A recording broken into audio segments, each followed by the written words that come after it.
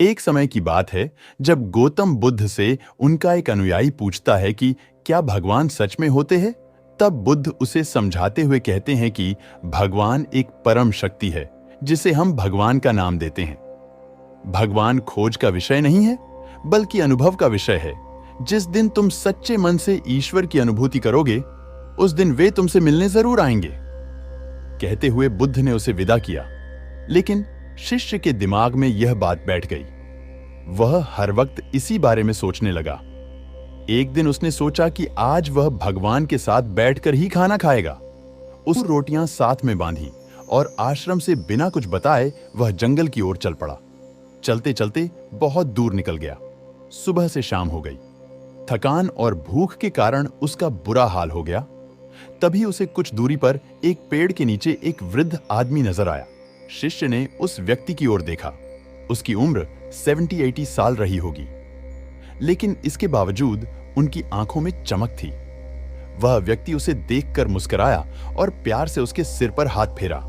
शिष्य को लगा जैसे वह इस सुनसान जंगल में उसी का इंतजार कर रहा था। शिष्य उसके पास बैठ गया। तभी उसे अपनी भूख का एहसास हुआ। उसने थैले से रोटी निकाली और खाने लगा, लेकिन अगले ही पल उसे अपनी गलती का एहसास हुआ। उसने एक रोटी बुजुर्ग व्यक्ति की ओर बढ़ाई और मुस्कुराकर बोला, बाबा, रोटी खाओगे? यह देखकर बुजुर्ग व्यक्ति के झुर्रियों वाले चेहरे पे अजीब सी खुशी आ गई और आंखों से खुशी के आंसू बहने लगे। यह देखकर बच्चा बोला, आप क्यों रो रहे हो बाबा? क्या आपको भी किसी की तलाश है? नहीं बेटा, ये तो खुशी के आंसू हैं। बुजुर्ग ने बच्चे के सिर पर हाथ फेरा। आज मेरी हर इच्छा पूरी हो गई। यह सुनकर बच्चा मुस्कुरा दिया। उसने अपने हाथ से रोटी तोड़कर बुजुर्ग व्यक्ति को खिलाई। यह देखकर फिर से बुजुर्ग की आंखों से आंसू आने लगे। उसने भी अपने हाथ से बच्चे को रोटी खिलाई और उसे दुलार किया। रोटी खाने के बाद बच्चे को गुरुजी की याद आई। उसे लगा कि आश्रम में सब परेशान हो रहे होंगे, इसीलिए उसने उस बुजुर्ग व्यक्ति से इजाजत ली और अपने आश्रम लौट पड़ा।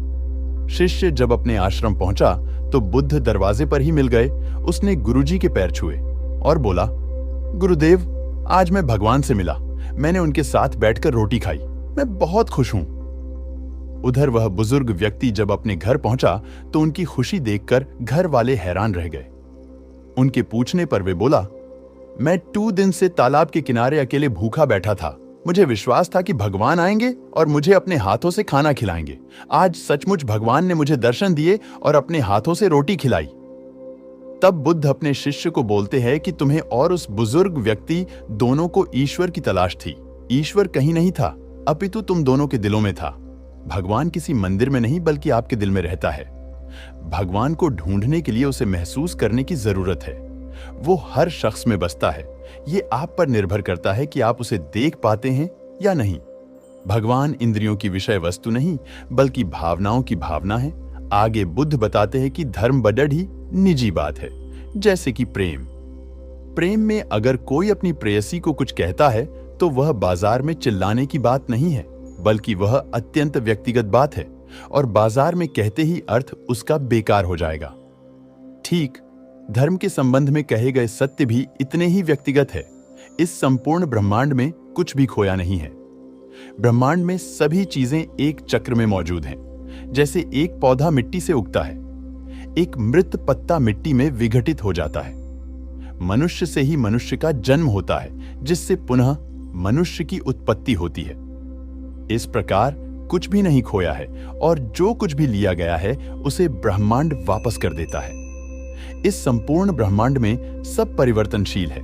इस दुनिया में कुछ भी स्थायी नहीं है। जीवन सदैव परिवर्तनशील है।